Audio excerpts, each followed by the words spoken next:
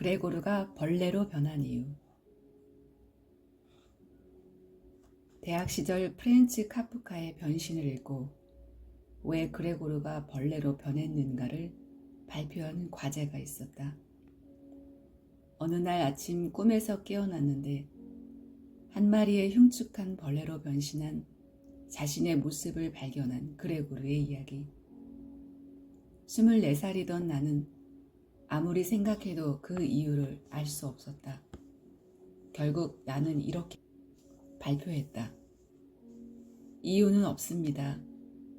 카프카는 일단 그레고르를 벌레로 변신시켜 놓고 그에 따라 변해가는 가족의 모습에서 변신의 이유를 보여주고 싶었나 봅니다. 당시에는 정말 변신의 이유를 몰랐다. 나 나름으로 해석할 수도 없었다. 대학을 졸업한 나는 그렇게도 원했던 연극 무대가 아니라 안정적인 길을 선택했다. 방송국에서 개그맨으로 일하며 돈을 벌기 시작했다. 당시 집이 대전이었던 나는 서울에 살 집이 필요했고 월세 내고 먹고 살려면 돈이 먼저다 라는 생각에 한치의 의심도 없었다. 꿈보다 돈을 선택했다. 어쩔 수가 없다고 믿었다. 우리 부모님이 사장에게 진 빚을 다 갚을 만큼 내가 언제고 돈을 모으게 되면 그러려면 5, 6년은 더 걸릴 테지만 꼭 그렇게 해주고야 말겠어. 그렇게 되면 인생에 커다란 전기가 마련되겠지. 변신 73쪽. 서울에서 살 수 있는 집 한 채만 마련하면 아마도 5, 6년 후의 일이 되겠지만 나는 단연코 대학로로 입성할 거야. 그것이 내 꿈을 찾는 일대 전환기가 되겠지. 명언 생각. 그렇게 나는 돈을 쫓는 삶을 시작했다. 한국 축구가 최초로 월드컵 4강에 진출했던 2002년, 나는 최초로 관악구 봉천동에 첫 집을 마련했다. 1997년 방송국에 입사하고 정확하게 5년 만이다. 그렇다면 나는 첫 집을 마련한 후에 대학로로 향했는가? 변신했는가? 아니었다. 집을 한 채 더 살 수 있는 기회가 눈앞에 있는데 대학로를 선택할 수 없었다. 결국 대학로 대신 집을 한 채 더 사는 쪽을 선택했다. 하루에 2~3시간만 잠을 자며 가기 싫은 밤무대에 올랐고 중도금을 모두 입금할 수 있었다. 석촌호수까지 2분이면 걸어갈 수 있는 아파트였다. 이렇게 사는 게 잘 사는 거라 믿었다. 오늘 당장은 지옥같이 힘들지만 5, 6년만 지나면 안정적인 수입이 생기고 대학로에서 연기할 수 있으리라 믿었다.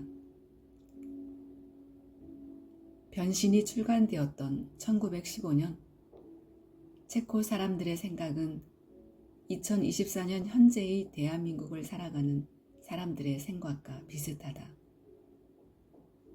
그레고르는 영업사원으로 일하며 늘 많은 업무와 실적 압박 속에서 시간에 쫓기며 살아간다.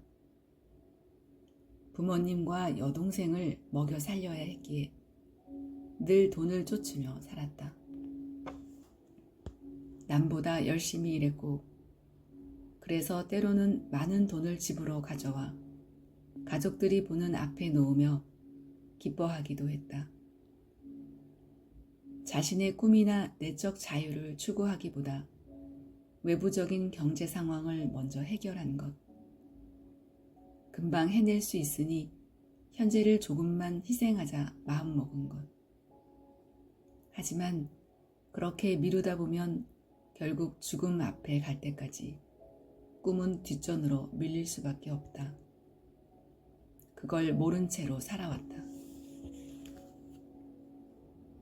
어느 날 아침 그레고르 잠자는 뒤숭숭한 꿈에서 깨어났을 때 침대에서 한 마리의 흉측한 벌레로 변해 있는 자신의 모습을 발견했다.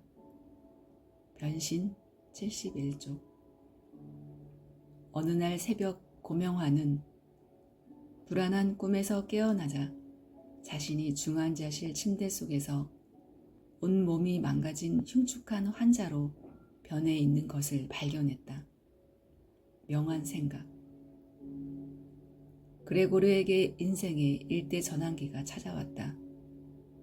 어느 날 갑자기 그는 벌레로 변했고 세상의 주인공이던 나는 갑자기 돈을 벌 수 없는 환자로 변했다. 이 변신은 성공이 무엇인지도 모르는 상태에서 앞으로 달려가기에 바빴던 나를 잠시 멈추게 해주었다. 쉼 없이 달리던 내게 일어났던 교통사고는 잠시 멈춤이었다. 이런 상황을 겪고 나니 대학 때 몰랐던 그레고르의 변신의 이유를 단번에 깨달았다. 카프카는 생각했을 것이다. 어떻게 하면 사람들이 세상에 끌려다니지 않고 자신이 태어난 이유를 찾아 소명대로 살 수 있을까? 어떻게 하면 돈을 쫓는 수밖에 없는, 그래서 자기 자신을 들여다볼 시간이 전혀 없는 사람들에게 생각할 시간을 줄 수 있을까? 그래, 아예 방 밖으로 나가지 못하도록 만들자. 벌레가 되는 수밖에 없다. 정확하게 내가 벌레로 변했다. 교통사고로 몸이 부서져 몰골이 흉했고 병실 밖으로 빠져나갈 수 있는 힘도 없었다. 벌레가 되자 인간일 때 중요하게 여겼던 것들이 전혀 쓸모없는 것임을 깨달았다. 의사는 나에게 시간이 4일 정도 남았으니 유언하라고 알려주었다. 그 순간 내가 그렇게 애지중지하던 사회생활 전체를 갈아넣은 봉총동 빌라와 석천호수 옆 아파트는 안중에도 없었다. 머릿속에 떠오른 생각은 이러했다. 나는 왜 목숨 걸고 돈을 벌고 있는가? 8년이 지났는데 그렇게 원하던 대학로 연극 무대는 왜 근처에도 가지 못했는가? 그렇다면 정말 내 꿈이 대학로에서 연극을 하는 게 맞는가? 돈을 얼마를 벌어야 내가 하고 싶은 일을 할 수 있는가? 아니, 내가 하고 싶은 일을 하면서 돈을 벌 수는 없는가? 뭐가 무서워 남들 눈치 보며 남들이 시키는 대로 살았는가? 왜 그렇게 안정된 삶을 원했는가? 그런데 진짜 안정적인 삶이란 어떤 건가? 돈이 많은 게 정말 안정적인 것인가? 한 마리 벌레가 되고서야 세상이 내게 주입했던 내 생각이 아닌 생각들을 벗겨버릴 수 있었다. 벌레는 다른 벌레의 눈치를 보지 않는다. 벌레는 이렇게 살아야 돼 라는 다른 벌레의 말을 듣지 않는다. 아니, 들리지도 않는다. 벌레는 재산을 쌓지 않는다. 토끼도, 여우도, 사자도, 소나무도, 꽁치도 남이 시키는 대로 살지 않는다. 오로지 내면에서 나오는 진짜 자신의 목소리인 본능에 따라 산다. 후회하지 않는다. 이성이란 단어를 사전에서 찾아보면 이런 뜻이 나온다. 개념적으로 사유하는 능력으로 감각적 능력에 상대하여 이르는 말. 인간을 다른 동물과 구별시켜주는 인간의 본질적 특성이다. 인간만 이성을 가졌다. 이성이 있기 때문에 동물과 구별되고 문명도 발전시켰다. 하지만 한편으로 이성이 인간의 발목을 잡았다. 안정된 삶이라는, 돈이라는 테두리에서 벗어나면 공포를 느끼도록 이성이 작용한다. 저 사람이 나를 무시하지 않을까? 나를 벌레처럼 보지 않게 하려면 돈을 벌어야 해. 내 꿈보다는 일단 안정적인 상태를 만드는 게 중요해. 나는 중환자실에 누워서 이러한 모든 이성이 내게 던진 말들이 헛된 것임을 깨달았다. 한 마리의 벌레가 되어 이성의 구름을 거치자.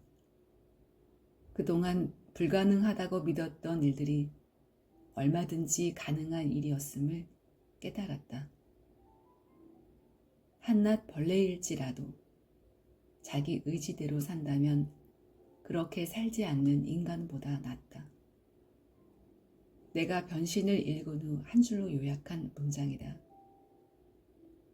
잠시 벌레로 변신했다가 인간으로 다시 돌아온 나는 요식업 CEO로, 해외로 판권이 수출되는 베스트셀러 저자로, 유명 강사로 변신의 변신을 거듭하고 있다. 중간에 대학로에서 연극도 하고 뮤지컬도 했다. 이 모든 일을 즐겁게 하며 돈도 충분히 벌고 있다. 카프카는 이런 세계를 보여주고 싶어 했으리라. 끌려다니는,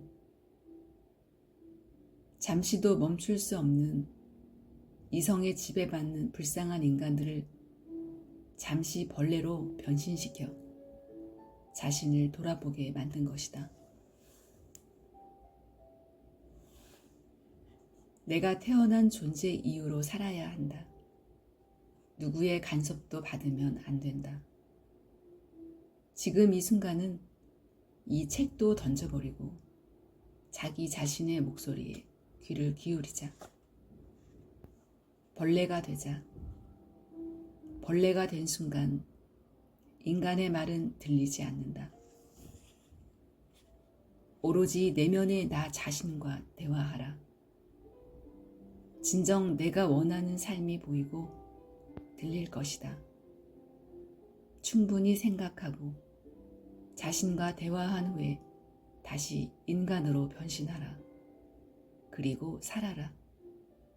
원래 당신이 태어난 이유로.